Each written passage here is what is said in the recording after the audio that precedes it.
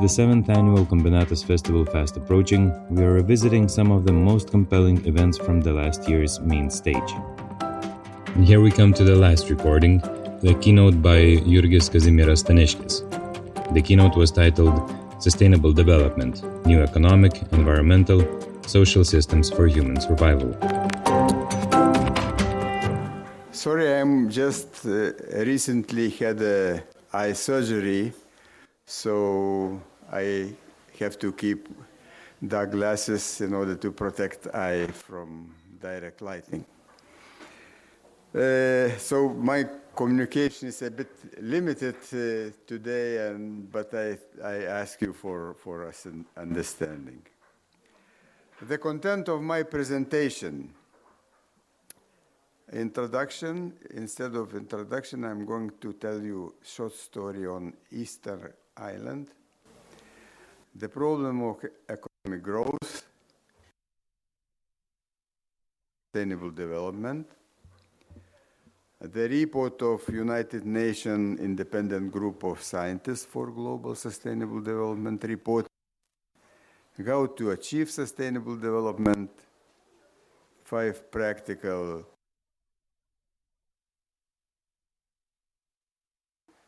education and research, and conclusion and discussions. It's a lot of questions. Topic is quite complicated, so I'll try to be as close as possible to my slides and to the text, because every word in this case is very important.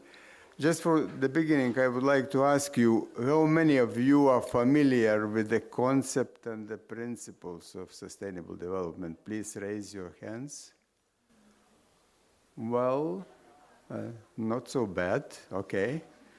So let's start. Easter Island. It's a nice island in a Pacific Sea, small one, volcanic origin, and it's a kind of triangle, and from one angle to another is just 17 kilometers. So if you stand on this hill, you can see all the territory of the island. So it's very small and very nice island. I was there as a member of expedition with a Chilean scientist from Santiago de Chile University, and we were looking at this history of this island as the possible history of whole planet. And history is very sad.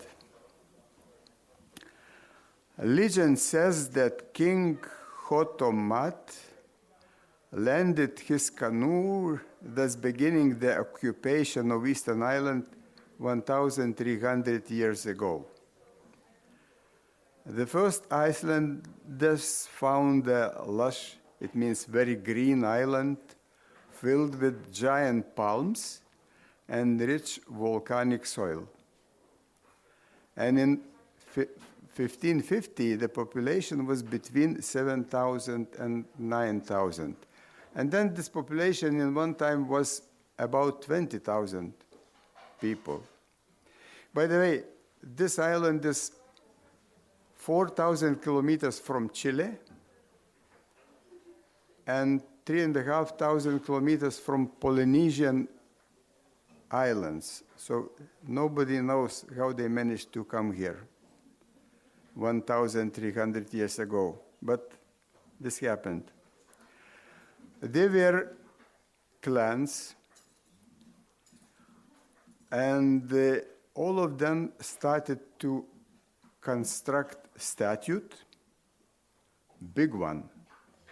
If you look back, on this map, so you can see statues around the island, and those statues are huge, more than 100 tons.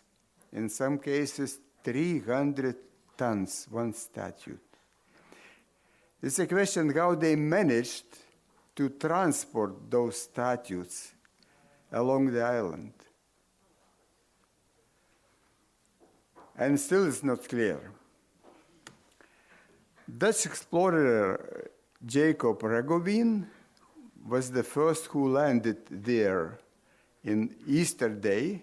That's why this island lately was called Easter Island, in 1722.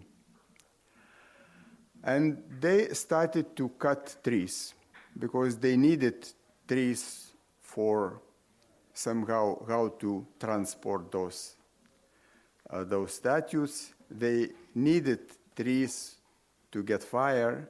They needed trees to build canoes and so on. And when the last tree was felled out, they ran out of resources. Then those statues were thrown down and started war. And they killing each other, eating each other, and other disasters. And when this island was clean of trees, inside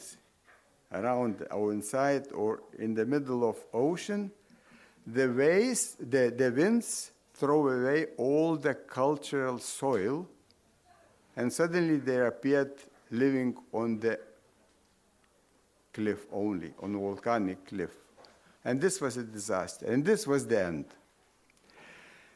So nowadays, there are living around 1,000 people who just serve tourists and scientists who still working because they had a language, they had a culture, but nobody can read, still can't read what they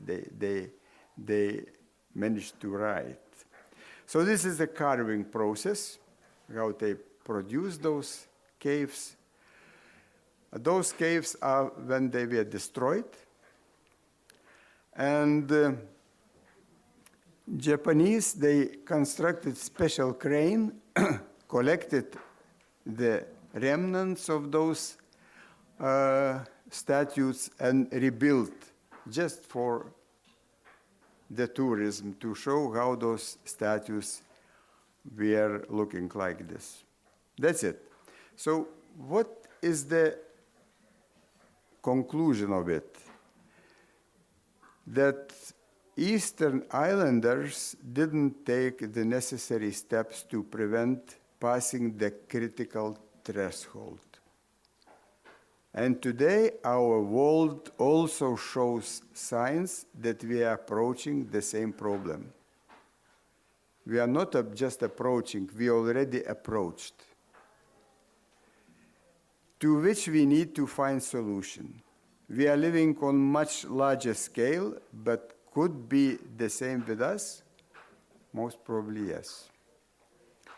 So scientists calculated that if everyone used energy and resources the same way we do in the Western world, we would need 3 more Earths at least.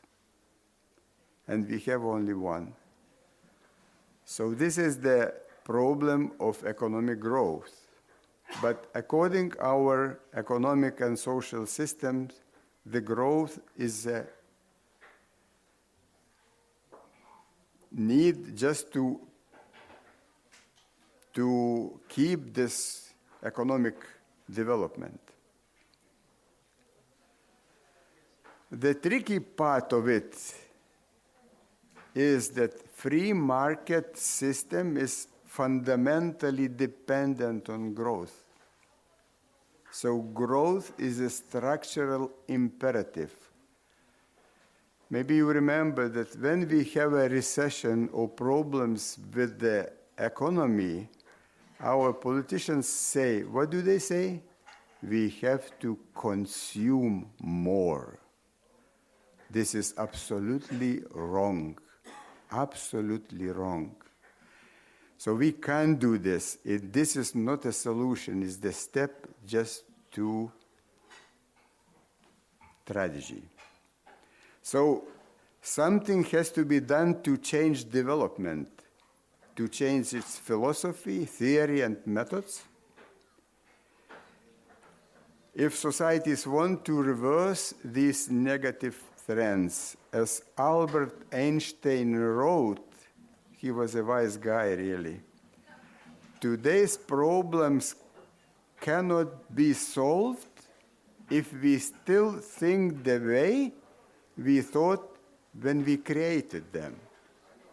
So it means that if we want to solve our problem of development, we have to change our way of living and thinking and behaving. So this part is very complicated and different. So there is a problem. I guess you understand the problems, that free market economy doesn't solve the problem. It leads to the disaster, right? What United Nations and other organizations do in order to save or to help humanity to survive. The first step was in 1962 when Rachel Carson, scientist, published the book Silent Spring. It was the first time when the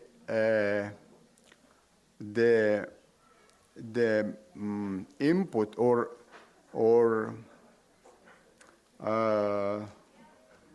the chemicals were found into the food. They determined that in cranberries they found the traces of pesticides. And this is the first time when Thanksgiving in US, which is the most important event, was without cranberries. And this was the first event when in US environmental problems were discussed very broadly. In 1968, Club of Rome established was by businessman Aurelio Peccei. Rachel Carson, she made a good presentation in United States Congress. After that, in 1970, United States Environmental Protection Agency, known as EPA, was established. This was the first organization in the world to save environment. In 1972, United Nations Conference on the Human Environment in Stockholm was organized. And Club of Rome published Limits to Growth.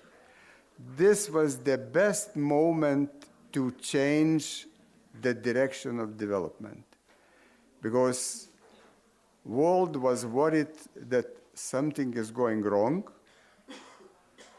and that we have to change direction, that we have to have in mind environment and social issues.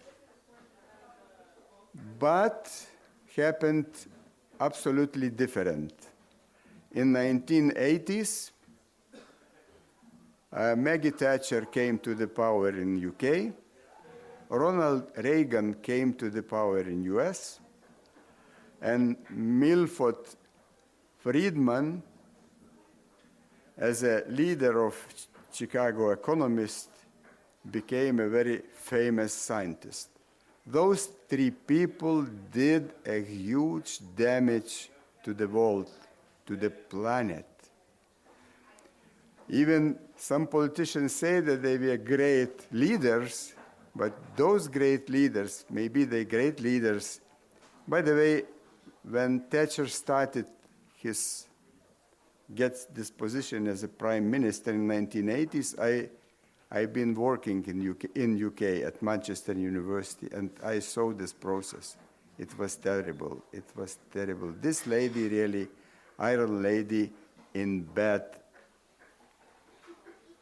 how to say, in bad colors.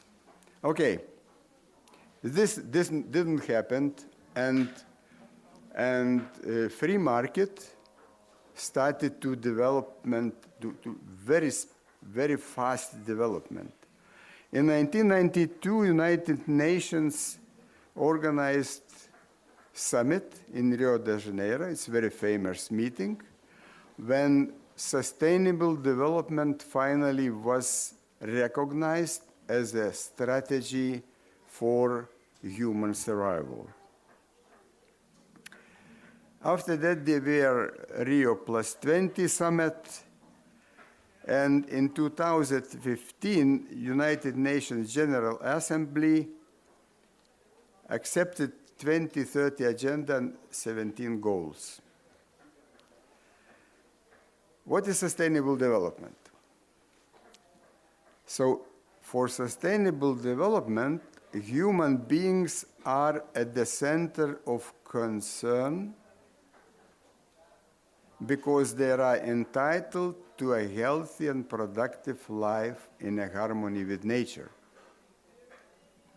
What is in the center of our development? At the center of our development is profit. Nothing to do with the people, right? Definition: sustainable development is a development that meets the needs of the present without compromising the ability of future generations to meet their needs. So it means that sustainable development considers three pillars together: society, economy, and environment. And in addition, it says that we need to balance the needs of current and future generations. So those are the main principles of sustainable development, right? And this time, because achievements in sustainable development were minor, this time in 2015, they tried to somehow to structure sustainable development, and they presented 17 goals and 169 tasks. But after 1 year, in 2016, when leaders, global leaders, gathered at a high-level political forum, they said that, well, it doesn't help. Those tasks are very fuzzy, not clear. It's difficult to measure, difficult to evaluate. Sometimes it's even impossible. And they decided to create independent group of scientists, first time in the history of United Nations, they remembered that in the world there are scientists, to draft the Global Sustainable Development Report. 15 experts representing a variety of backgrounds, scientific disciplines, and institutions were appointed, selected by selection, careful selection procedure. We are appointed by United Nations General Secretary at the very end of 2016. At that time, Secretary General was Ban Ki-moon. And this group was supported by task team, consisted of representatives from UNESCO, UNEP, UNDP, UNTACT, and World Bank. And the mandate was very complicated. This group has to follow and review the process of the agenda and inform the high-level political forum and present The report provides strong evidence-based instrument to support policymakers' recommendations in promoting poverty eradication and sustainable development. And a report will be available for a wide range of stakeholders, including business, civil society, as well as wide public. Those are 15 scientists who were selected. If you're interested, I can mention Gonzalo, where is my, Gonzalo, Mexico, Catherine Richardson, Denmark, David Smith, Jamaica, Amanda Glassman, US, it's me, Kim, Indonesia, Muhammad, Arab States, I always forget it, and the Indonesia, Peter Messerli, Switzerland, Jean-Paul, France, Jean Pascal, Belgium, Wolfgang Lutz, Austria, Porfight, United States, Eva Furman, Finland, Ernest Foley, Ghana. This is our office in New York. No windows, as you can see. just thinking. And this is a report. A report is like this. And this is now the key document for governments and for all governments, all leaders, and for many people who can read this. It's written in diplomatic language. You know, United Nations is a diplomatic organization. So you have to read it at least twice in order to understand, because everything, you know, wrapped in diplomacy. So it's,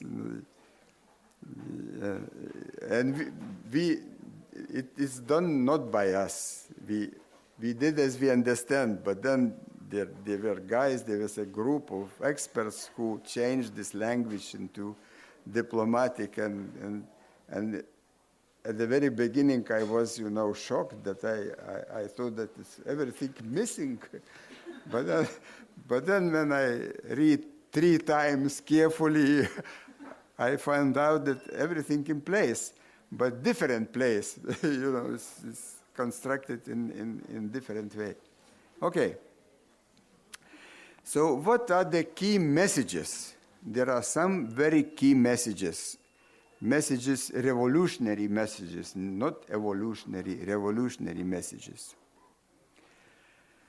So first of all, that we say that achieving a sustainable, equitable, and healthy world requires an integrated transformations approach, which addresses the sustainable development goal in a comprehensive, systemic way, rather than as a collection of discrete goals and associated targets and indicators. It means that if you take those 17 goals, you can't take one of them from this context and try to implement without thinking or without taking into account others.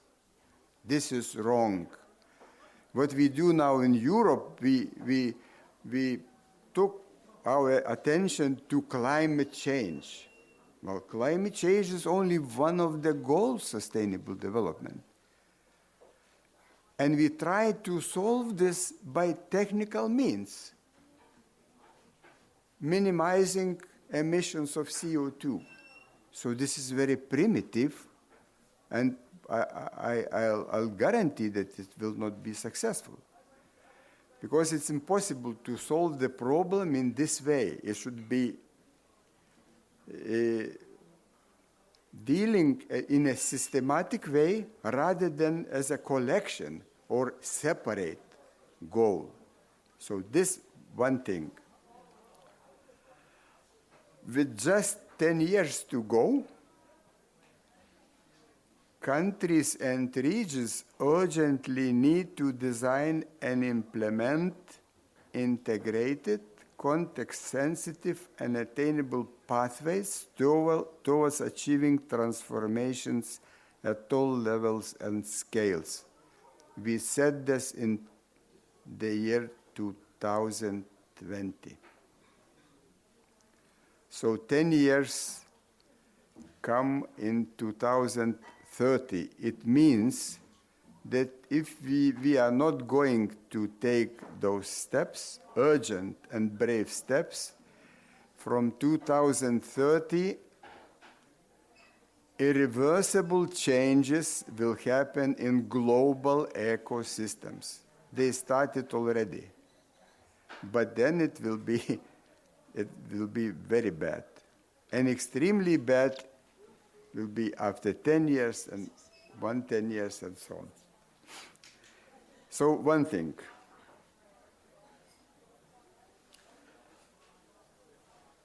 There is a fact that recent trends along several main dimensions with cross-cutting impacts in across of entire agenda are even moving in the wrong direction. Still, we are moving in wrong direction in the main problems like rising inequalities and poverty at the same time, climate change, biodiversity loss, and increasing amount of waste and pollution from human activity. It means we have irresponsible consumption and unsustainable production. Still, we are going in the wrong direction.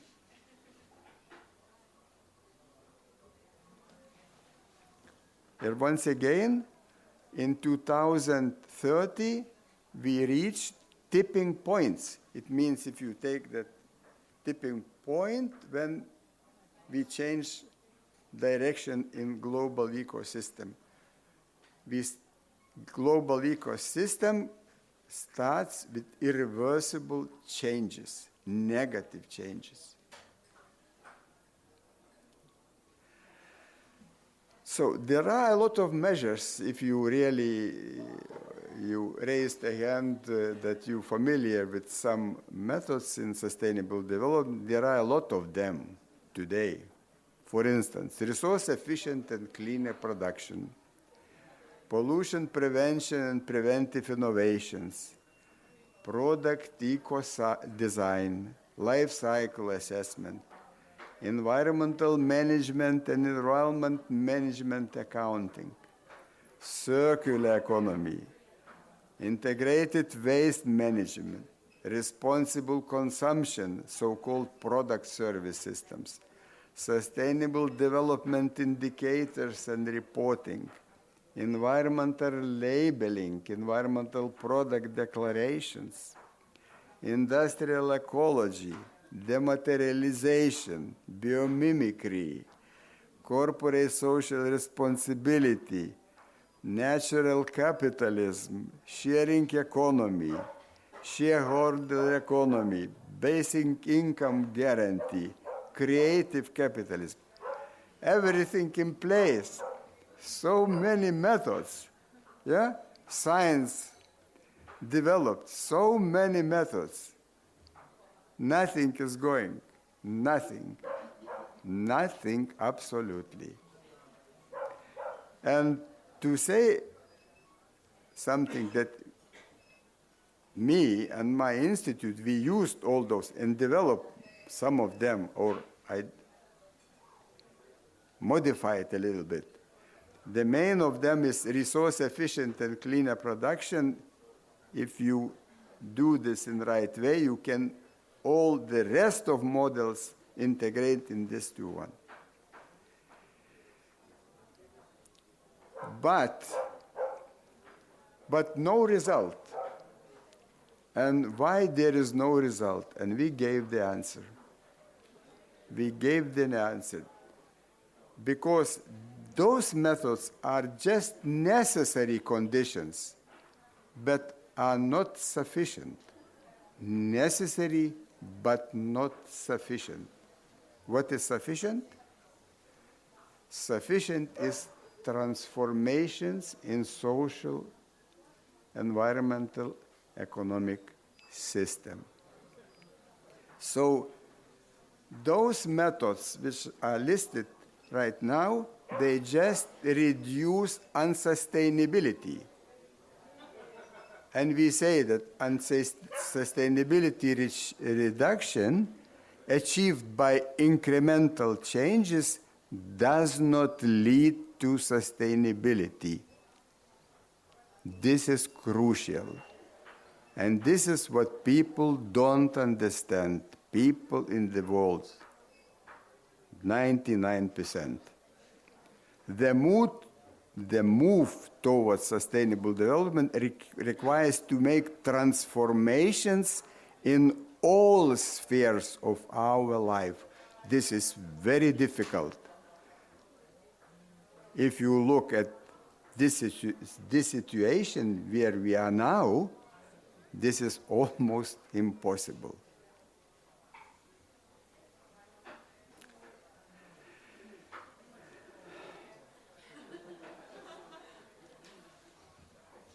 Okay. And one of the main problems is that GDP, gross domestic product, which is the main criterion of our development, is wrong. So if criteria according which you are developing is wrong, so what does it mean? It means that you go to the wrong target, that your way is wrong, your direction is wrong. So it means that our development is just wrong. And it's interesting that GDP was proposed by Simon Kuznets. It's Ukrainian-born Jewish guy who, being a student, proposed this criteria. Student. And all economists of the world recognized that this was the main invention in economy of 20th century. Among them, at least 20 Nobel Prize winners, including Milford Friedman. But when he proposed this, it was in 1934. In 1962, he added to this text that this criteria is not good to judge about country development. And he said, distinction must be kept in mind between quantity and quality of growth, between cost and returns, and between the short and long run. Goals for more growth should be specified, more growth of what and for what. If we cut all our trees, for instance, in Lithuania, we will have a good GDP this year. What will happen next year? Yeah, and this is our criteria of development, right? So we propose new one, and new one says that I skipped all mathematics. You understand why? That to this GDP to add impact to the environment and social benefit. So it means that is your if you have a project, so it have to be evaluated economically. So it means it should be economically viable with positive impact to the environment, positive benefit to the society. And only that this project could be implemented, right? It's very simple. But to implement, it's a revolution, in fact. It's very difficult, and it is, yeah. When we finished our work in New York, I was asked to, because I only one of those 15 who has who knows system theory, because my background is systems engineering. So to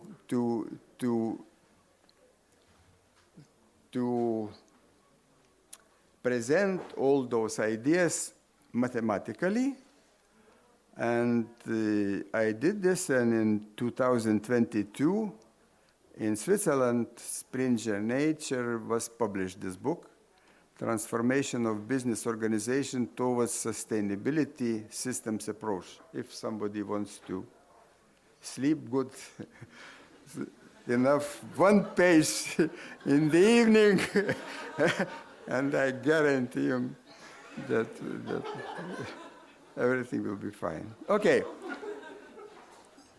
And this is, I showed mathematically, besides that there are 3 systems should be implemented. One system for unsustainability reduction at the level of organization, then system of transformation management or control of socio-economical system on the country level, decision-making support system. And I argue that for achieving sustainability, 2 conditions should be applied: necessary and sufficient, and so on, and all the theories accordingly.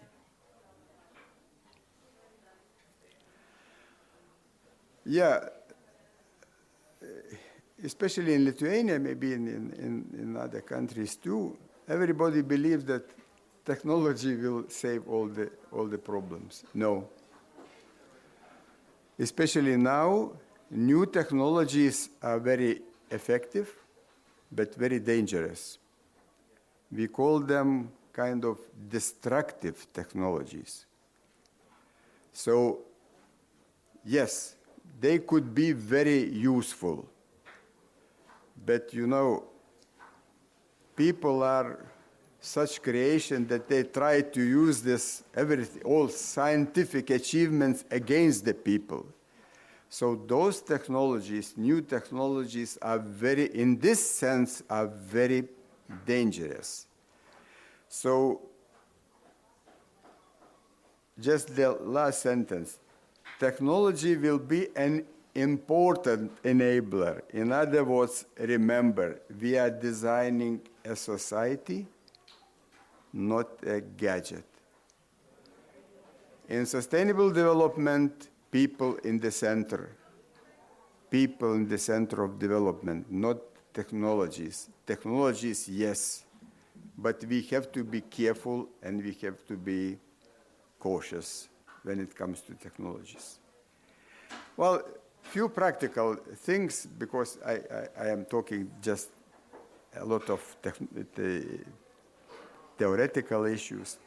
First step, very simple step, end planned obsolescence. First of all, extend warranties on products, introduce a right to repair,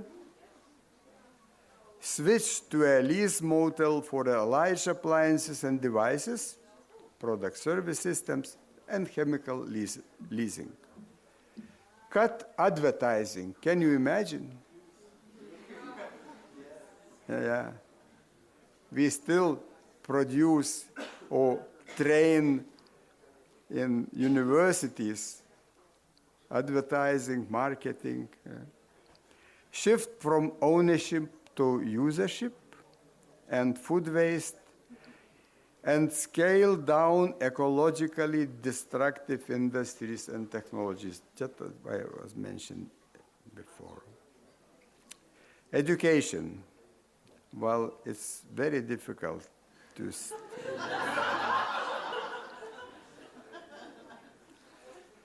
just one sentence. We educators, it's me and my wife, have equipped our graduates with the tools and technology necessary to enlarge the human empire, but not the wisdom to understand the consequences of doing so.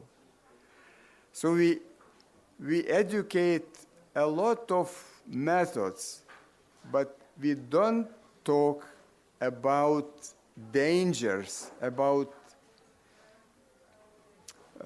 impact to the environment and to the people. This is a big problem in all steps of education.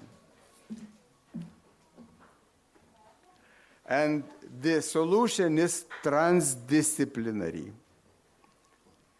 Transdisciplinary should become mainstream in education, research, and professional practice. It means that in problem solution should participate all specialists, different specialties, like we did this in New York. 15 of us, everybody was absolutely different. And it's possible to find a solution, I must tell you. So transdisciplinarity, when in problem solution participate different specialties, scientists. Besides that, non-scientists as well, those representative of society, civic or technical society, and those who are going to use these results. So this is transdisciplinary. And this is a great problem because university structure does not allow to do this, because structure is based on faculties. It's a saying that United States has a lot of problems and universities has departments or faculties, right?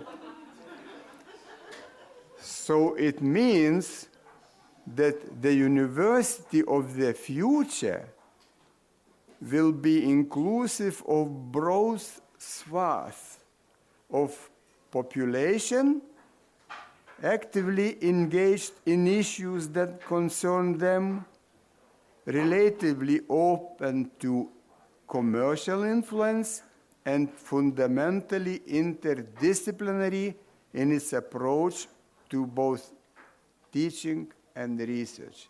It means that faculties has to disappear, has to be dismantled, and instead of this should be big transdisciplinary or interdisciplinary groups.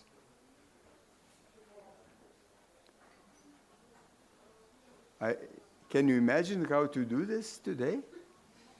Wow.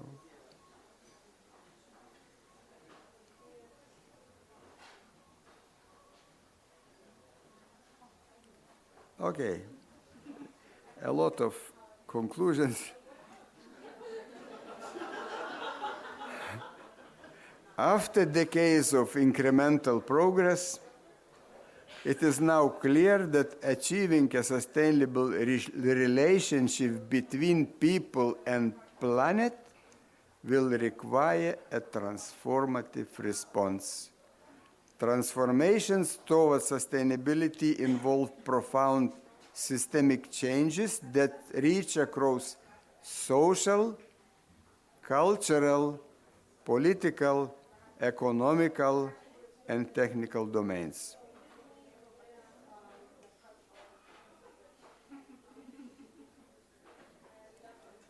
We have to change values. More cooperation, less competition. More empathy, less greed. More global awareness, less provincialism. More local action, less globalization. And in general, more ethics and morality in all areas of life and activity. If we would use those values, it's nothing new. It's a basic values for human. If we would use those values 100 years ago, we would live differently today. As you see, now we have, in fact, we ending one era which shows that we came to the point where impossible to solve the problems by the war. War anymore is not a method to solve problems. It means that we have to switch as soon as possible to cooperation in all levels. Otherwise, we have environmental problems, we have social problems, and if you add to this, war problem, then it's disaster, total. Okay, real life, you see, few photos from my expeditions. This is Amazon jungles in Peru, close to Brazilian border. So in the morning when you wake up and you want to look at this nice river, you see this picture. This is a illegal cut of trees and transportation. Amazon is lung, it's a main organ of planet. But in reality, but at the same time, Peru, we had a big program in Peru, and this is when I was invited here for a few weeks to live and to try to show that in order to stop, to help local aboriginal people not to cut jungles, just to provide them with a small solar panel in order to provide them with light and fire. And it's if you take, as I say, all those three dimensions, economical, environmental, and social, it's valuable just to give them for free in order to stop these local ladies, because men, they are fishing, drinking, sleeping, have a good life. Kilimanjaro. I guess you remember Ernest Hemingway, the book Snows of Kilimanjaro. Where are those snows? I started to work in Africa 30 years ago. It was first time when I came here, it's Tanzania, Arusha. It's close to Equatorium. It was big cap of ice and snow. But now, it's empty. It's not just for tourists, you know. This mountain supplied with water millions of people. Where to get this water now? It's a big problem. Okay. Albert Einstein, he's a really wise guy. He said, only two things are infinite: the universe and human stupidity. But I am not sure about former. Yeah, human stupidity definitely is infinite. Okay, nice planet, still.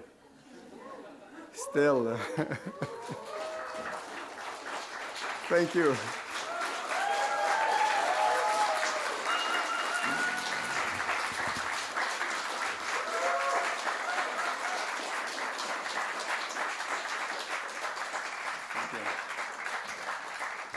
Question, please.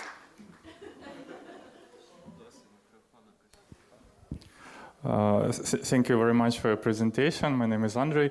My question would be, of course, all the problem we discussed are on global scale, but we're living like in not a big country in Lithuania, for instance, here. And what can we do maybe here right now as we people sitting here? What steps do you think, like practical steps, could help to achieve such goals? Thank you.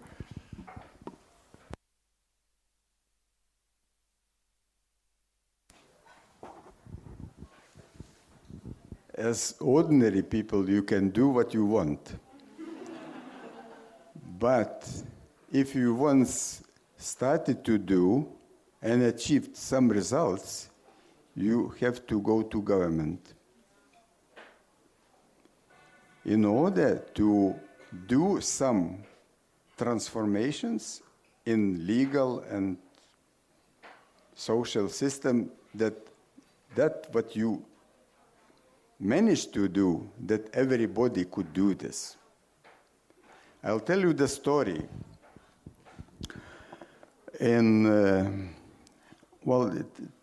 Maybe in 1995, we've got a project. It's a long story. We created a system how to generate preventive innovations in company, and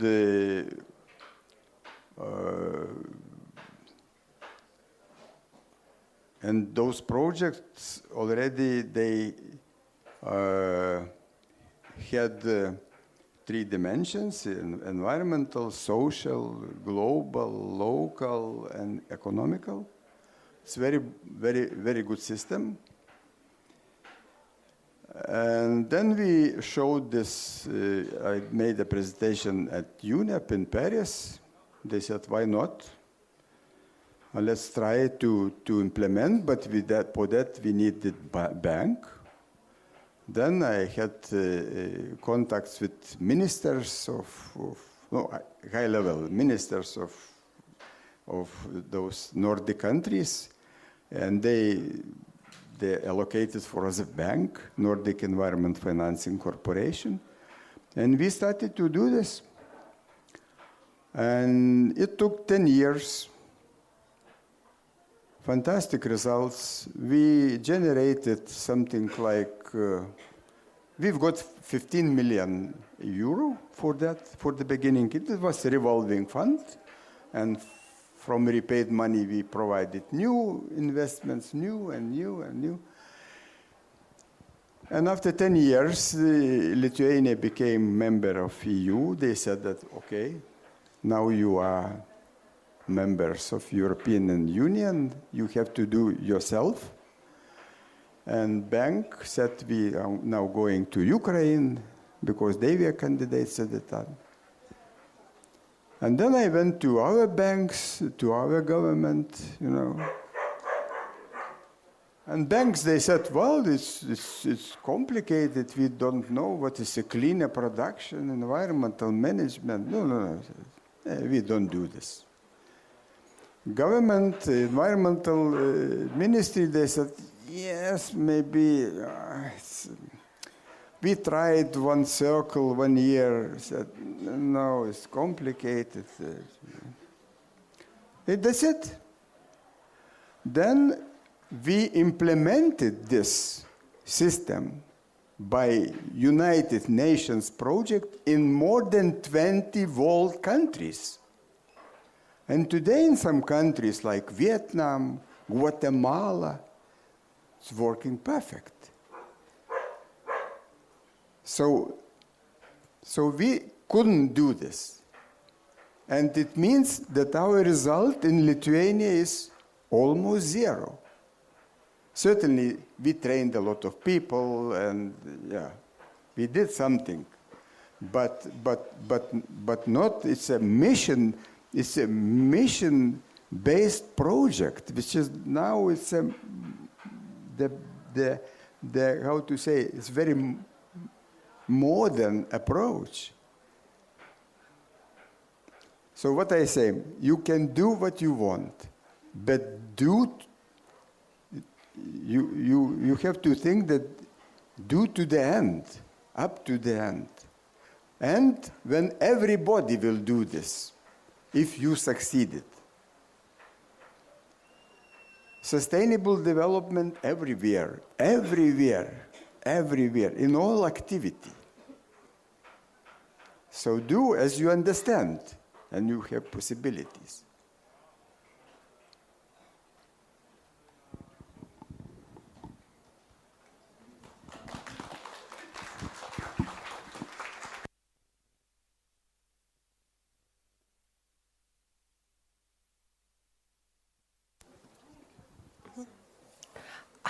Hi, my name is Dana. Thank you so much. How do you maintain hope with everything that you've said, and everything seems very doom, say, in a way, understandably so, but how do you maintain hope?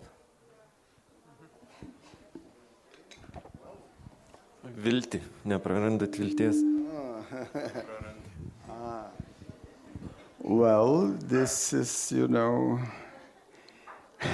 when I was in United Nations, when you stand in the corridors of United Nations and talking with people, you are optimist. It seems everybody talking about this, everybody familiar, everybody optimist. They coming when you come to General Assembly.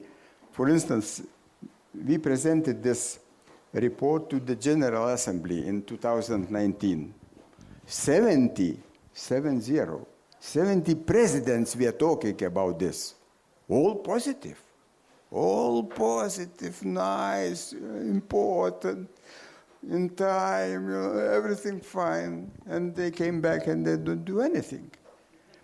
So when you're working there, it seems that fine, really it's fine. But when you come back, you see that nothing. So it's difficult. But the only thing is that sustainable development it's no alternative. Just no alternative. And still you think that will come the moment when people suddenly will understand that really we have to do this. But certainly it will be too late. The problem with the environmental problems that there are hidden problems. When you see the problem, it's too late to do something. It's very important to do this prevention. So it's difficult. But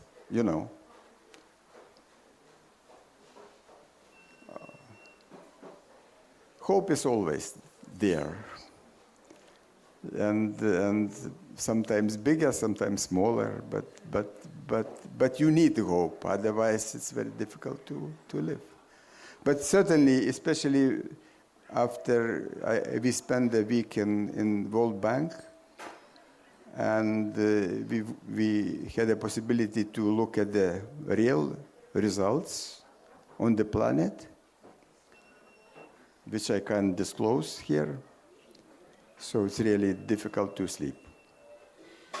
You know, it's really complicated picture. But hope is always there.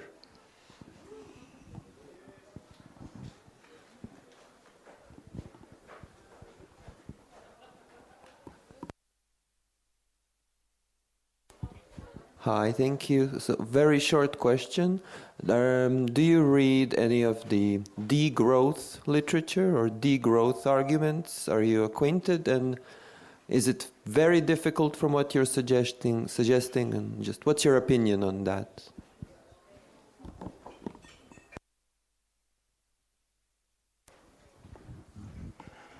Well, yeah, I am familiar very well with degrowth, and you know, it's frightening words: growth, degrowth. Let's talk about development. We suggest not to use word growth. But if you say growth, you have to tell, is it quantable or quantitable or qualitable? Yeah, right?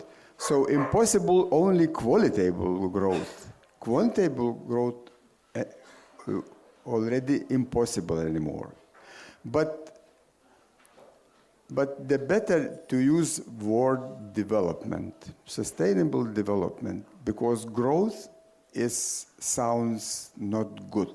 It's a bit old-fashioned, and this is the free market word. The keyword is growth. So if you want to talk about sustainability, don't use this word.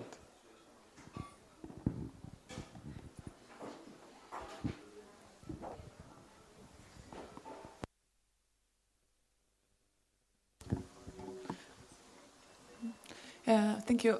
My question would be about the other indicators of well-being of societies, ecological systems, because you criticize GDP, and there are alternative indicators that could kind of guide us or allow us to evaluate, like the state we're in. So could you share which ones you think are viable alternatives? Like I've heard of like Human Development Index, there's others, but yeah.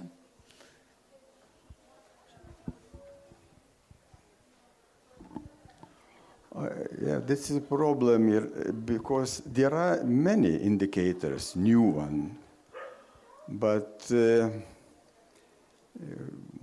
Human Development Index, but this is again, some of them are very based on only social data. We proposed like Swedish indicator, I don't remember how they call it, genuine indicator of development, something like that. So we proposed this according sustainable development, that it should be 3 dimensions: economical, environmental, social. And this is very clear, and it is comprised all dimensions of development, and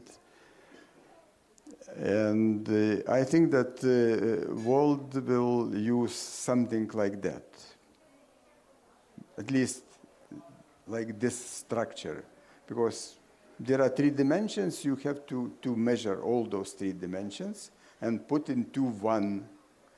How to put into one? This is again question. But there is in system theory is kind of weighting, right?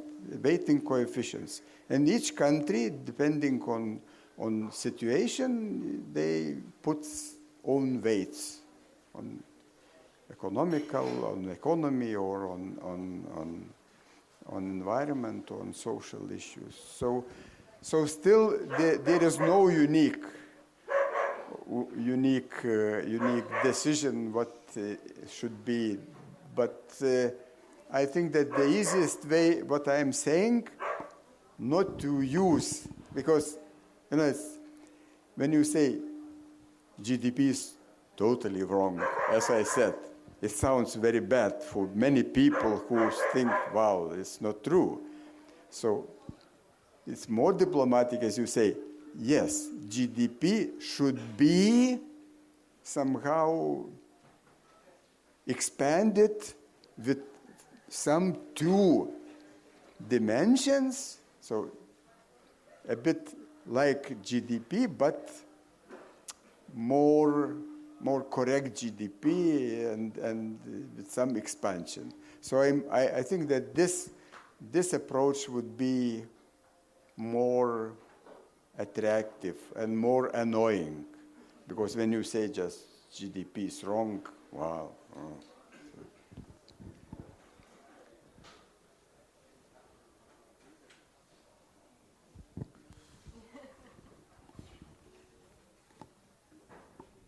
Yeah, thank you for your lecture.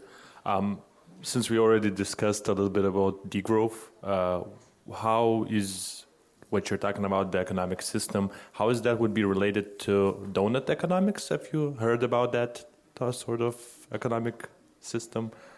Could you maybe expand and counter it? Or what are you talking about in such a way? How they are connected or not connected? How are they different? If you could, please.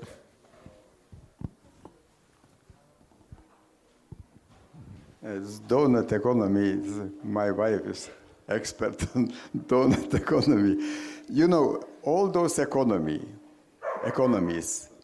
like sharing economy, donuts economy, natural capitalism, whatever, Bill Gates capitalism, and all those, it's cosmetic. It's a cosmetical, it's just something. We need transformations. We need radical changes in social, environmental, economic system. Because in all those economies, GDP is the same criteria. Yes, yeah. Will just with some modifications, yeah. Look, give, right? No.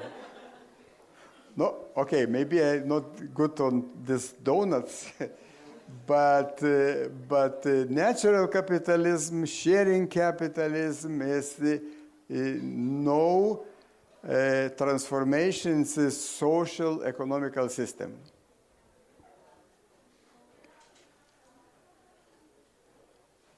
No transformations. I am sure, yeah. But this is the problem.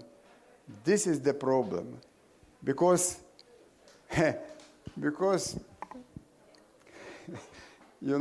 this transformation social economical system, it's so dangerous, because it's billions and billions, all those people, billionaires, they are sitting there. It means if you change those things, you reach them. And no politician will who would dare to do this today. No. Look, what do Trump, for instance, and all those other leaders. I would like to see who will manage to do this, because in this case, you change life of billionaires, of 1% of richest people in the world.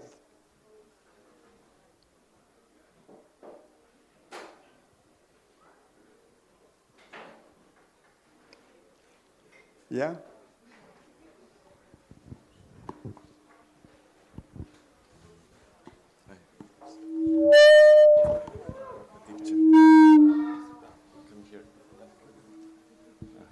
Thank you. So you mentioned that war is no longer a method solving conflicts, but what about the revolution?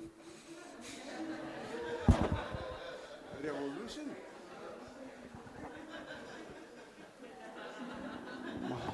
Revolution.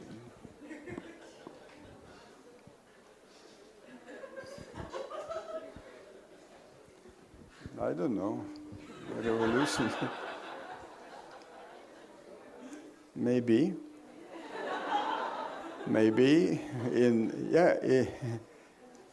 you know, it's not so many countries where the revolution is possible, because now, you know, it's a lot of totalitarian regimes or authoritarian regimes, and all the revolution is possible nowadays as a result of the war, as a result of post-war situation. But just revolution, it could be different issues. You know, this question of Africa, appraisal, maybe like of this, due to this big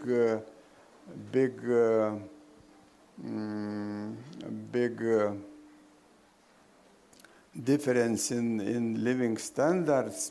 It could be. It depends. You know, all those discussions in United Nations is always how to if you participate in those discussions, Africa always is saying that you have to pay for all those problems, because climate change, poverty, and all other problems are created by West, no doubt. Western people a Western person impact to the environment is 10 times bigger than African people. This is very controversial situation, and always this question on the top, and there are different type of solutions, and I think that on this ground could be, I don't know, is it revolution? It's maybe not revolution, but something like appraisal of the continent against. I saw this appraisal, for instance, when I worked in Zimbabwe. And I was warned that I have to leave the country in 24 hours, because simply they took white people and they murdered one by one.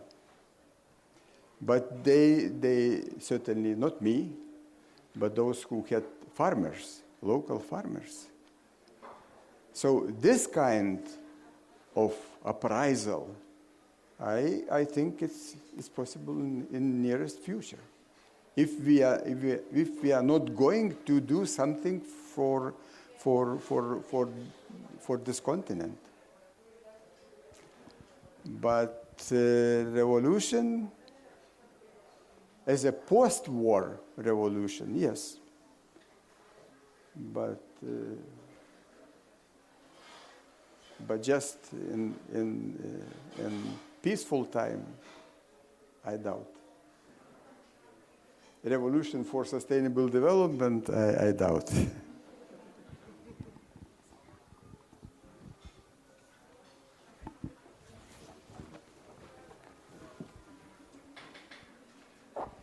Hello, thank you. How do you think the social, economic, and environmentally central transformation will look like large scale in Europe?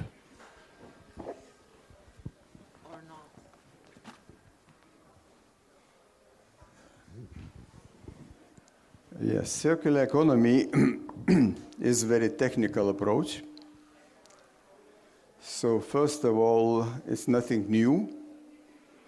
If you take resource efficient and cleaner production, even broader, there are two circles, one circle inside company, another circle outside company, and this is very, very well developed. There is a theory and everything. So the problem is that it's nothing to do with sustainability, almost, because social issues are not evaluated, just technical. So, you know, the problem is that why so many methods? Because when you propose one method, they try no serious results, then they say, well, we have new method, we have new method, we have new method. In methods one after another, and no results, no results, no results, and no results. So circular economy is, for me, it sounds very strange. First of all, I don't know why economy. It's a technical issue. Economy is, you know, is much more. Social issues, environmental issues. Something environmental you have in circular economy, yes, but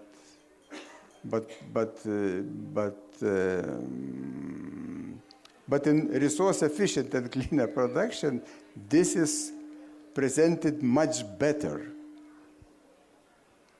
You know, the problem of circular economy is that the thinking of producer is,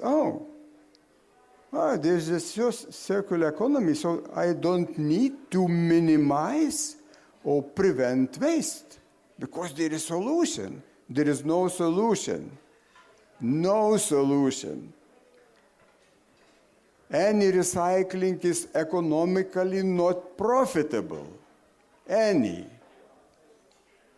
10% of plastic is the best material to recycle. 10%, even less, 5%, I think, real recycling.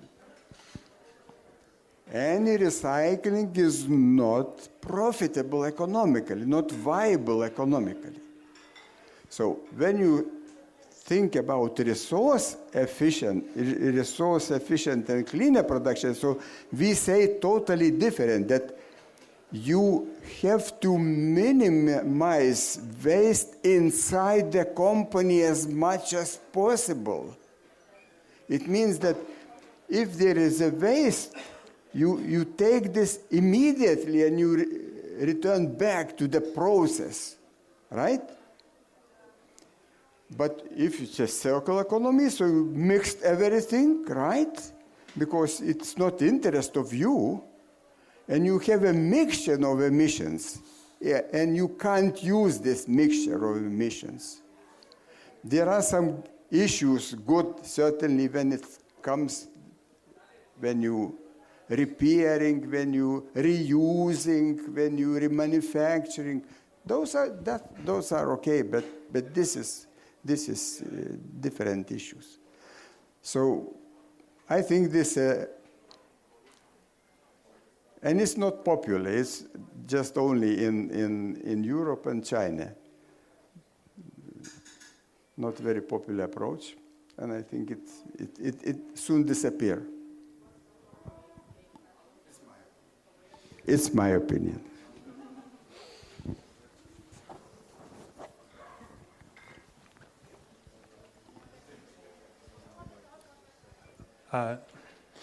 Yeah, thank you for your insights. And my question, maybe in not diplomatic language, I read from your conclusions like we need to kill corporations because all the principles they're based on are evil, profit, marketing, and so on. If I correctly understand, I will ask your opinion. And to expand this conclusion, whether you agree, I will ask, maybe sustainable development while the private initiative in business is in place, or the final solution is like state-owned business and limiting or completely limiting private initiative in business? Because when we talk about the corporations like evil, yes, another question is how much of this growth and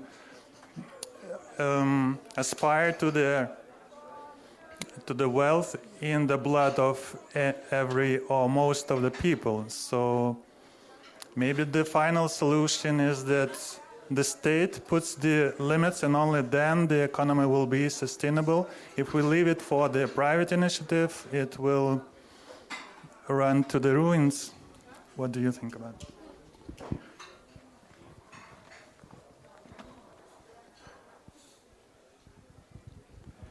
No. Just don't frighten yourself and others. That it's a market economy. Sustainable development is a market economy, first of all. But market is limited or regulated. Why market is regulated? Because we have two limitations. One is environmental limitation, and another is social limitation. So there is no changes. For private business, the problem is transparency. Look how businessmen people say, we need transparent, clear regulations. So this is clear regulations that you just calculate of production and processes, not just environmental benefit, but impact to the environment and social impact. And that's it. And we did this. 10 years we did this. It works perfectly. And companies are transparent, clear, and very nice. Private companies. So don't think that those big changes, certainly big changes in the sense, big changes for those, what is free market? Free market is a system when you take from somewhere for free, then add you something, add value, and then you sell this much expensive, and this is your profit. Now, until now, you took this all from the environment. Now you can't take from the environment for free. This is price everywhere. Everything has a price, right? So you calculate this price. You have to produce in another way to save. You have to save resources. It means that you have to expand guarantee. Now you do this for obsolescence. Yeah? Well, then guarantee will be 20 years. Now it's 2 years, and you have to throw away because you can't repair. It's impossible to repair, and so on and so on. So certainly this is big changes, but here changes, right? And in the system, first of all, can you imagine that mining, electricity production, farming are subsidized. Most polluting industries are subsidized. So it means that if we are in a small company like in Lithuania, we can't subsidize so much like United States or Germany or whatever, so they kill our food production. That's it. So this is the problem, but when you talk about sustainable development, it's totally, we say subsidizing should be closed because it's change market. So once again, sustainable development is regulated market system with two limitations. That's it. So I don't think that this is, certainly is a lot. You have to know how to calculate impact to the environment, how to calculate social issues. But it's not so complicated, by the way. We did, I tell you, we did this 10 years in Lithuania, and in some countries, maybe 5 or so many years, just for innovations. It works perfect.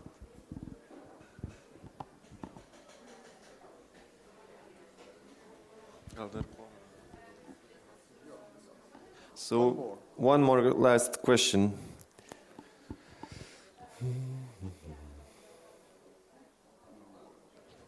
Viską atsakėt. I don't see any.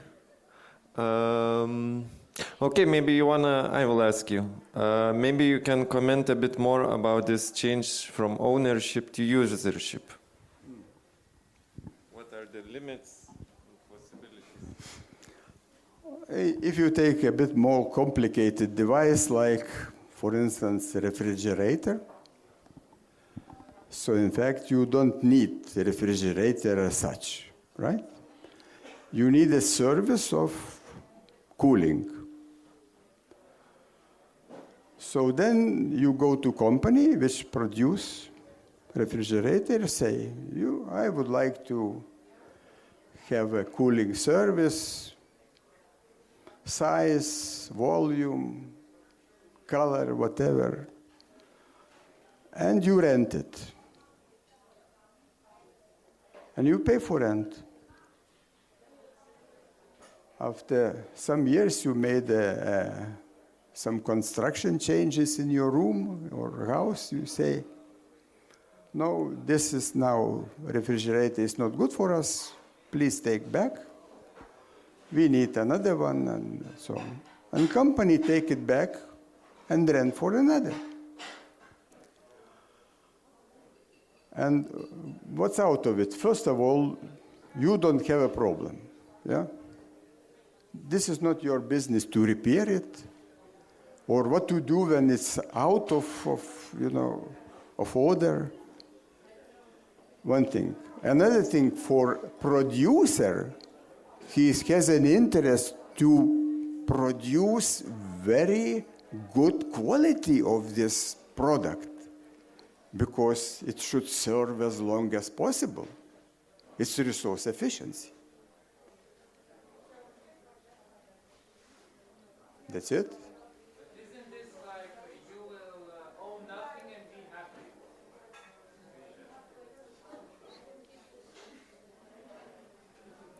Please repeat. This slogan, you will own nothing and be happy. Well, maybe.